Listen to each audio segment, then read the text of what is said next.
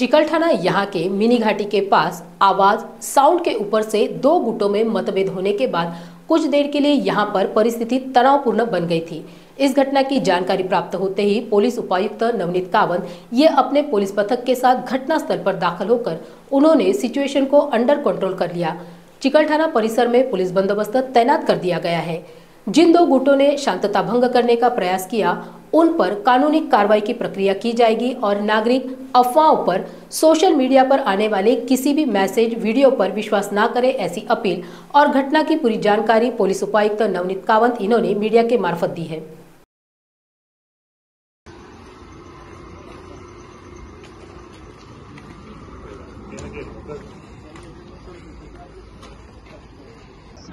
Sir काय सांगाल, काय नेमकी घटना होती आणि काय कारवाई करण्यात? आज चिकलठाणा परिसरमध्ये मिनी घाटी समोर दोन गटामध्ये छोटासा मतभेद झाला होता व्हॉल्यूमचे बद्दल, आणि त्या मतभेद झाल्यानंतर पोलीस तत्काळ तिथे पोहोचली होती आणि त्यामध्ये गुन्हा दाखल करण्याची प्रक्रिया सध्या चालू आहे। आणि मी आहे स्पॉटवर, डीसीपी क्राईम सुद्धा स्पॉटवर आहे, आमची आरसीपी स्पॉटवर आहे। सध्या पूर्णपणे परिस्थिती कंट्रोलमध्ये आहे। सगळे नागरिकांना मी आवाहन करतो, कोणतेही सोशल मीडियाची पोस्टवर विश्वास ठेवू नका। परिस्थिती सगळी कंट्रोलमध्ये आहे। आमची पोलीस फोर्सनी लगेच येऊन इथे सिच्युएशन कंट्रोलमध्ये घेतलेली आहे आणि मी सगळे लोकांना सांगतो, जे लोक दोन्ही गटामध्ये इन्व्हॉल्व होते, त्यांनी हे क्राईम केलेलं आहे, त्यांच्यावर आम्ही कडक कारवाई करणार।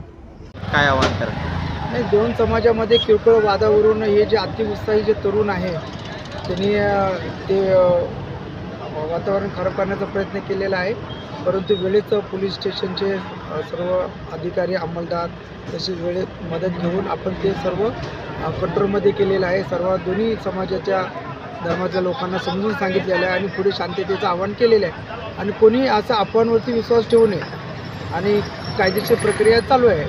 जे कोणाला काही तक्रार असेल तर त्यांनी पोलीस स्टेशनला येऊन त्यांची तक्रार नोंदवावी, या प्रकारे सुद्धा आम्ही त्यांना आवाहन केलेलं आहे। आणि कुठल्या प्रकारचं वातावरण बिघडेल असे वक्तव्य करू नयेत किंवा असे आपल्या कुठल्याही कृती करू नयेत, हे आमच्या पोलिसांतर्फे माननीय आयुक्तांतर्फे हे सर्वांचं आव्हान आहे।